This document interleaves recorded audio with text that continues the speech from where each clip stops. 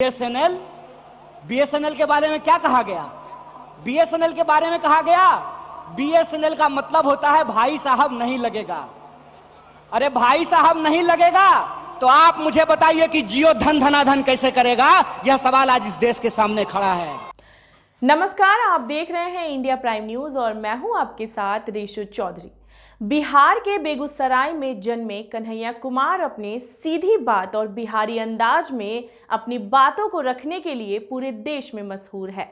छत्तीसगढ़ के रायपुर में कांग्रेस का महाधिवेशन चल रहा है। इस महाधिवेशन में कांग्रेस के तमाम नेता अपनी बात रख रहे हैं और आगे की रणनीति पर चर्चा कर रहे हैं। इस महाधिवेशन का एक वीडियो सोशल मीडिया पर खूब वायरल हो रहा है, जिसमें कांग्रेस नेता कन्हैया कुमार एयर इंडिया को लेकर ज्योतिरादित्य सिंधिया का जिक्र कर सरकार पर जोरदार हमला कर रहे हैं। छत्तीसगढ़ के रायपुर में कांग्रेस का महाधिवेशन चल रहा है। इस महाधिवेशन में कांग्रेस के तमाम नेता अपनी बात रख रहे हैं और आगे की रणनीति पर चर्चा कर रहे हैं। इस महाधिवेशन का एक वीडियो सोशल मीडिया पर वायरल हो रहा है, जिसमें कांग्रेस नेता कन्हैया कुमार एयर इंडिया को लेकर ज्योतिरादित्य सिंधिया का जिक्र कर सरकार पर हमला कर रहे हैं। इस वीडियो पर तमाम लोग अपनी प्रतिक्रियाएं भी दे रहे हैं। बीएसएनएल के बारे में क्या कहा गया? बीएसएनएल के बारे में कहा गया बीएसएनएल का मतलब होता है भाई साहब नहीं लगेगा। अरे भाई साहब नहीं लगेगा तो आप मुझे बताइए कि जियो धन धनाधन कैसे करेगा? यह सवाल आज इस देश के सामने खड़ा है।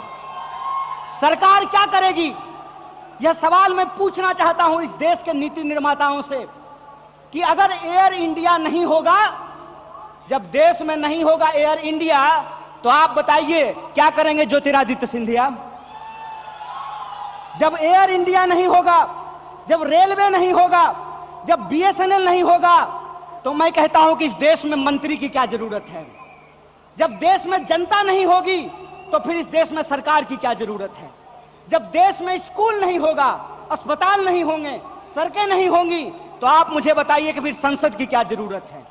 इस देश की जो पूरी की पूरी संकल्पना है, उस संकल्पना को आज एक बार फिर से कांग्रेस के राष्ट्रीय महाधिवेशन में पुनर्विचारित करने की जरूरत है।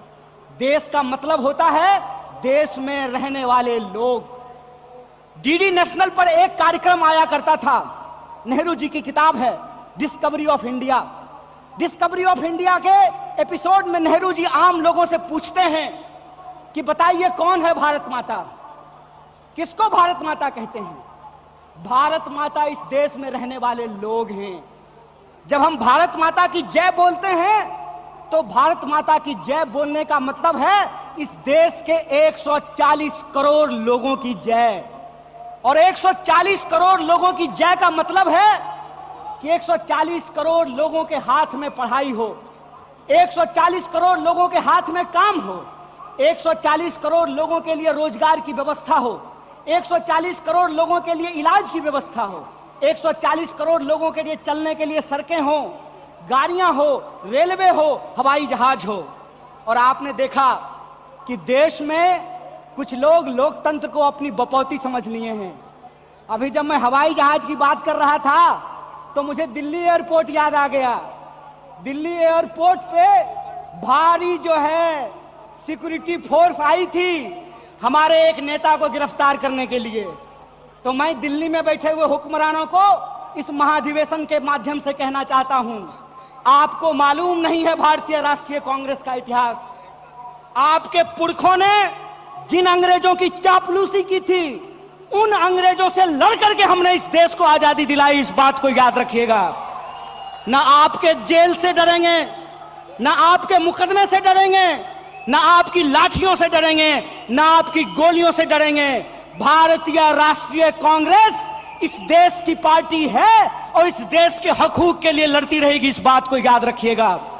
और आज के समय में जो आर्थिक लूट की नीतियां चल रही हैं कि प्राइवेटाइजेशन ऑफ प्रॉफिट और सोशलाइजेशन ऑफ लॉस, फायदा होगा तो अदानी का और नुकसान होगा तो एलआईसी का, ये हम नहीं चलने देंगे। इस बात को आप याद रखिएगा।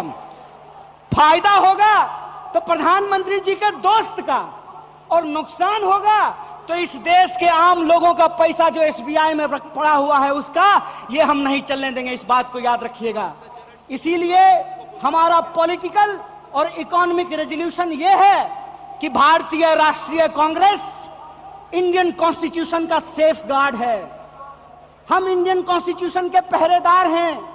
हम इंडियन कॉन्स्टिट्यूशन के असली चौक